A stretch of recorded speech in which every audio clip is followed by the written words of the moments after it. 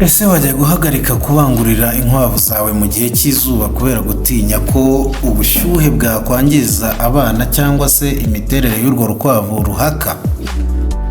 Cyangwa uribaza niba ari igihe kibi cyo kubangurira igihe cy'izuba? Reka turebere hamwe ukuri kuri iki kibazo abantu bagiye bambaza. Ese ari mu gihe cy'izuba, ari mu gihe cy'imvura, ni he umuntu yabangurira zigafata neza?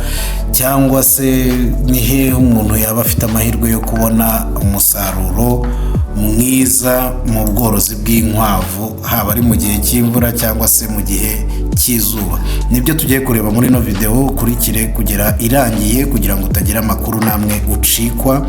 Nkwibutsa gukora subscribe wowe utarayikora, ndetse na share ku batara kugira ngo babone ibiganiro byacu, bibungura ubumenyi bugiye butandukanye ku bworozi bw'inkwavu ndetse n'ubuhinzi.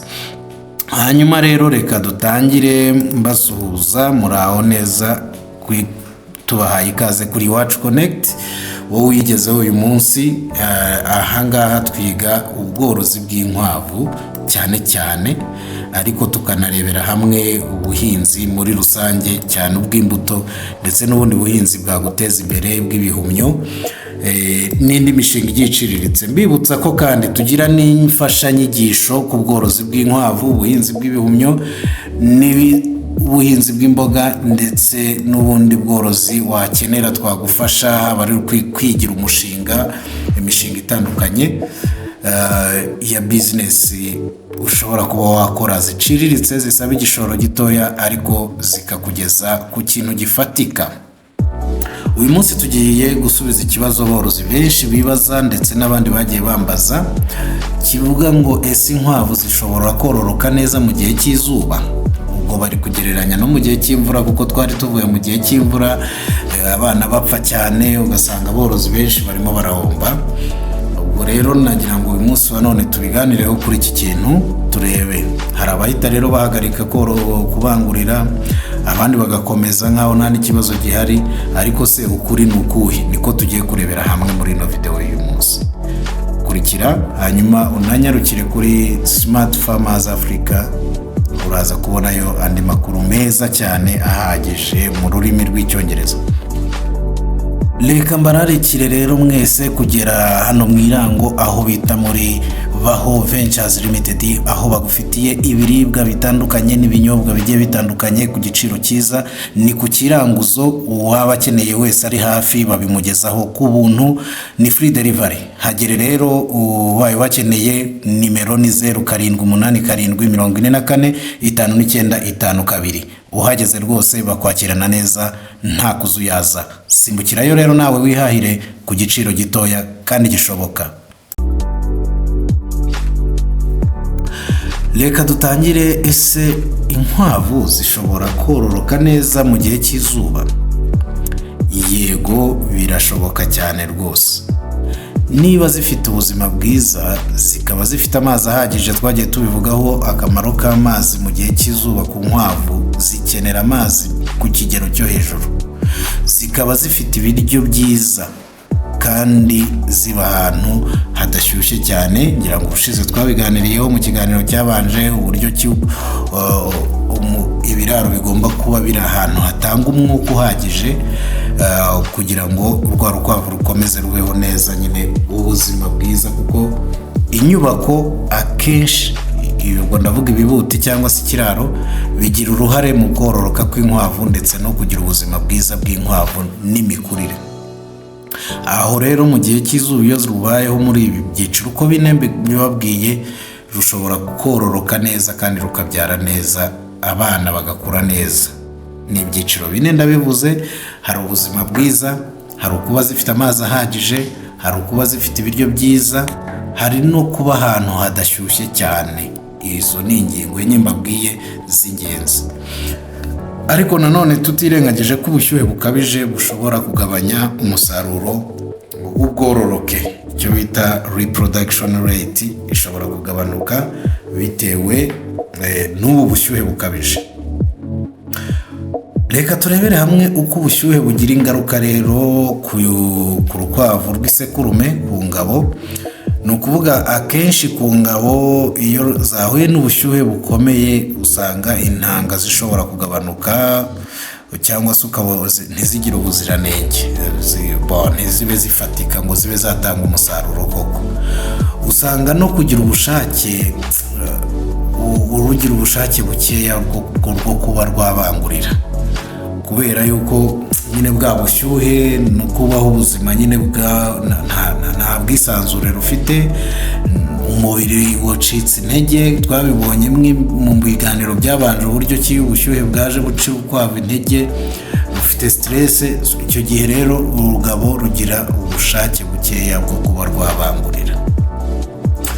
Hanyuma reka turebe ku rugore rero. Urugore rushobora gusama, ariko nanone hari igihe nabyo bigabanuka, kuko narwo gusama kwarwo mbese bimeze nk'urusekurumenyi, ubushake buragabanuka.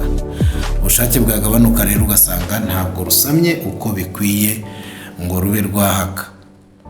Icya kabiri ni uko rushobora kugira stress mu gihe ruhaka, ugasanga rugize stress, wenda runabyaye n'abana igihe kitageze, cyangwa se ya stress mu gihe ruhaka ugasanga irugizeho ingaruka no ku bana.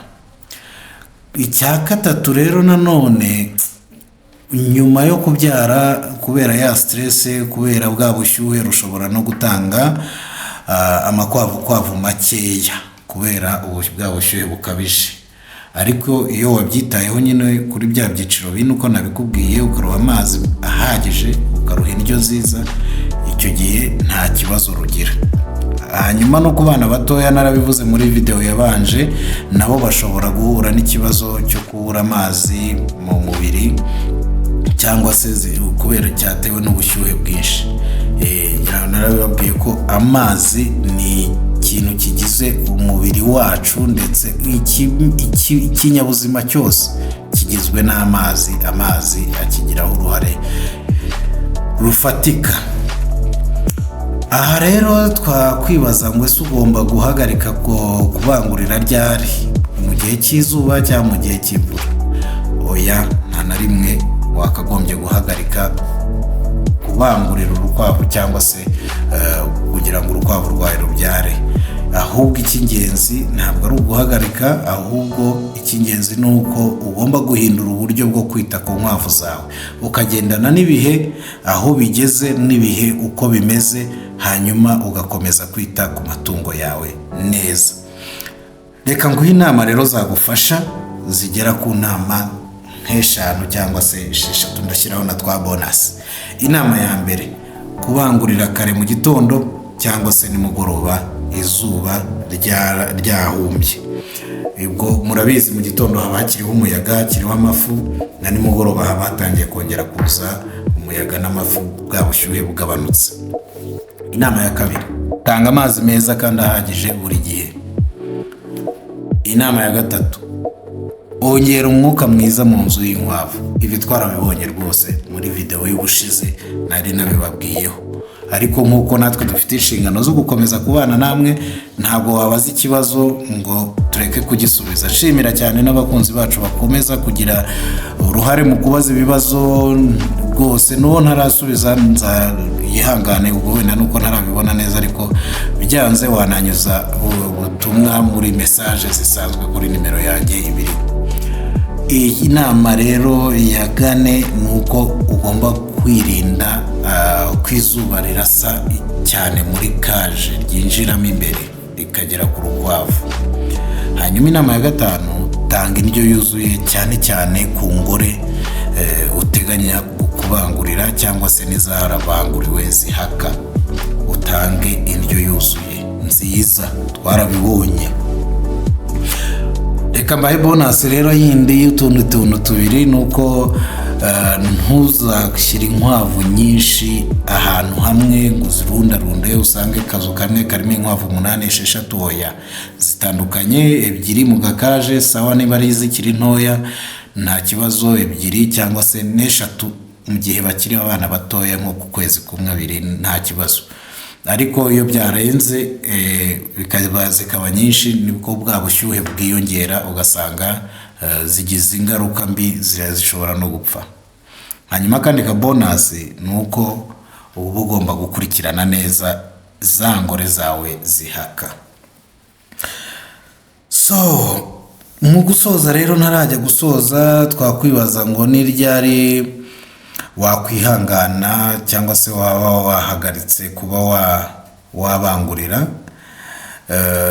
Ni ukureba nimba hari ubushyuhe bukabije cyane, ukaba wenda uba uparitseho gatoya ukaba ubyihoreye, ukareba nimba ufite amazi adahagije. Ufite amazi adahagije cyangwa se inkwavu zawe zitanywa amazi ahagije, aho ngaho bigendamo gakeya. Ubwo ufite ikibazo watuvugisha inbox, noneho tukakugira inama bitewe n'uko hameze.